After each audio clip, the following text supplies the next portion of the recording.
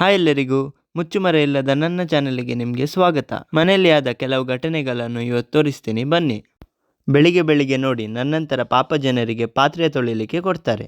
ನಾನೀ ಮನೆಯಲ್ಲಿ ಇಲ್ಲಂತಾದ್ರೆ ಇವರ ಗತಿ ಏನಾಗ್ತಿತ್ತೋ ಏನೋ. ತೊಳಿರೋ ತೊಳಿರೋ ಎಲ್ಲ ಪಾತ್ರೆ ತೊಳಿರೋ, ರಂಪಂಪಂ ರಂಪಂಪಂ. ದೇವರೇ, ಇವತ್ತು ಬೆಳಿಗ್ಗೆ ಎಂತ ಎಕ್ಸ್ಪೆರಿಮೆಂಟ್ ಮಾಡಿದರೋ ನಮ್ಮ ಅಜ್ಜಿ. ಬನ್ನಿ ತೋರಿಸ್ತೀನಿ.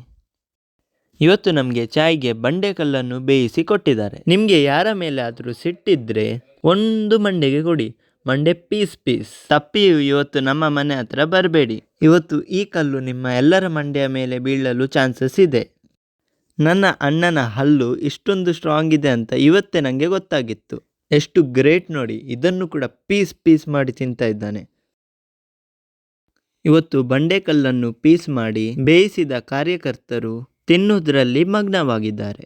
ಅದು ಕೂಡ ನನ್ನ ಅಣ್ಣ ಪೀಸ್ ಪೀಸ್ ಮಾಡಿ ಕೊಟ್ಟ ಮೇಲೆ. ಇವತ್ತು ನಮ್ಮ ಒಂದೊಂದು ಹಲ್ಲು ಮಾಯವಾದರೆ ಅದಕ್ಕೆ ಕಾರಣ ಇವರೇ. ಬೆಳಿಗ್ಗೆ ಬೆಳಿಗ್ಗೆ ಇವರಿಬ್ಬರದ್ದು ಶುರುವಾಯಿತು. 100 ಜನ್ಮ ಕೂಳಿ ಬಾಳುವ ಜೋಡಿ ನಮ್ಮದು. ಇನ್ನು ಇಡೀ ದಿನ ಇವರ ರೊಮ್ಯಾನ್ಸ್ ನಾವು ನೋಡ್ತಾನೇ ಇರಬೇಕು.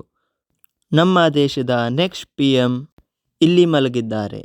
ಸೀದಾ ನಮ್ಮ ಮನೆಯಿಂದ ಸ್ಟೇಟ್ ಬ್ಯಾಂಕ್ ತನಕ ಮೆಟ್ರೋ ವ್ಯವಸ್ಥೆ ಮಾಡುವ ಅಂದಾಜಲ್ಲಿ ಇದ್ದಾರೆ. ನಮ್ಮ PM ಸ್ಟೇಟ್ ಬ್ಯಾಂಕ್ ಇಂದ ಮೀನನ್ನು ತಂದು ಇವಾಗ ಇಲ್ಲಿ ಕ್ಲೀನ್ ಮಾಡ್ತಾ ಇದ್ದಾರೆ. ಕೆಲವರಿಗೆ ಸ್ಟೇಟ್ ಬ್ಯಾಂಕ್ ಅಂದ್ರೆ ಗೊತ್ತಾಗ್ಲಿಕ್ಕಿಲ್ಲ. ಮಂಗಳೂರಲ್ಲಿ ಮಾರ್ಕೆಟ್ ಉಂಟಲ್ಲ, ಅದ ಪ್ಲೇಸಿಗೆ ನಾವು ಸ್ಟೇಟ್ ಬ್ಯಾಂಕ್ ಅಂತ ಹೇಳ್ತೀವಿ. ಸ್ಟೇಟ್ ಬ್ಯಾಂಕ್ ಇರುವುದರಿಂದ ಆ ಪ್ಲೇಸಿಗೆ ಆ ಹೆಸರು ಬಂದಿದೆ.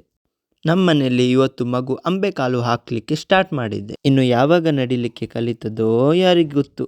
ನಮ್ಮ ಮಗುವಿನ ಡೈಪರ್ ಹೊರಗೆ ಬಿದ್ದಿದೆ ಇರಬೇಕು.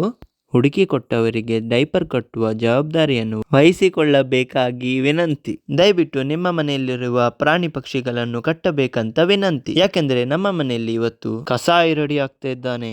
ಇಬ್ಬರು ಕಸಾಯಿಗಳು ತಮ್ಮ ಕೆಲಸವನ್ನು ಆಲ್ರೆಡಿ ಸ್ಟಾರ್ಟ್ ಮಾಡಿದ್ದಾರೆ. ಇವತ್ತು ನಿಮ್ಮ ಮನೆಯಲ್ಲಿ ಒಂದು ಹುಂಜ ಕಾಣುವುದಿಲ್ಲ ಆದ್ರೆ ಅದಕ್ಕೆ ಕಾರಣ ಹೇಳ್ಬೇಕಂತ ಇಲ್ಲ ಅಲ್ವಾ. ನಿಮ್ ಮನೆಯಲ್ಲಿ ನೀವು ಮಕ್ಕಳಿಗೆ ಜೋರ್ ಮಾಡ್ತಿರಲ್ವಾ, ಜಾಸ್ತಿ ರೀಲ್ಸ್ ಎಲ್ಲ ನೋಡ್ಬೇಡಿ ಅಂತ. ಆದ್ರೆ ನಮ್ಮ ಮನೆಯಲ್ಲಿ ದೊಡ್ಡವರೇ ಜಿಂಗಿ ಚಕ್ಕ. ಇಲ್ಲಿ ನೋಡಿ ಅಮ್ಮ ಮಗನ ಪ್ರೀತಿ. ಅಮ್ಮ ಊರೇನೆ ಎಂದರು ನೀ ನನ್ನ ದೇವರು. ಬೇರೆಯವರ ಹುಂಜವನ್ನು ಕತ್ಕೊಂಡು ತಿಂದ್ರೆ ಹೊಟ್ಟೆಯಲ್ಲಿ ಇದೇ ರೀತಿ ಹುಂಜ ಹೊರಲಾಡ್ತಾ ಇರುತ್ತೆ. ಪಾಪ ಯಾರ ಕೋಳಿ ಕಟ್ಟದ ಹುಂಜನೋ ಏನೋ. ಇವಾಗಷ್ಟೇ ATM ಅನ್ನು ಕದ್ದು ಬಂದಿದ್ದೀನಿ. ಪೈಸಾ ಹೋಗ. ಬನ್ನಿ ಲೈನಲ್ಲಿ ನಿಲ್ಲಿ, ಯಾರಿಗೆ ಎಷ್ಟೆಷ್ಟು ಬೇಕು ಬೇಗ ಬೇಗ. ಚೀನ್ ಟಪಾಕ್ ಡಮ್ ಡಮ್. ದುಡ್ಡು ಬೇಕಾ ಕಮ್ ಕಮ್. ಏನು ಎಲ್ರು ಕೈ ಚಾಚಿ ನಿಂತಿದ್ದು? ಹೋಗಿ ಚೆನ್ನಾಗಿ ದುಡೀರಿ, ದುಡ್ಡಿಗೆ ಯಾವಾಗ್ಲೂ ಬೆಲೆ ಕೊಡಿ. ನನ್ನ ಹಾಗೆ. ಲೋ ತಮ್ಮ, ಇವತ್ತೇನೋ ನಿನ್ನ ಬಾಡಿ ನನಗಿಂತ 1 ಇಂಚ್ ಜಾಸ್ತಿ ಕಾಣ್ತಾ ಉಂಟು. ಓ, ಅಮ್ಮ ಹೊಡೆದು ಬಾತ್ ಬಂದಿದ.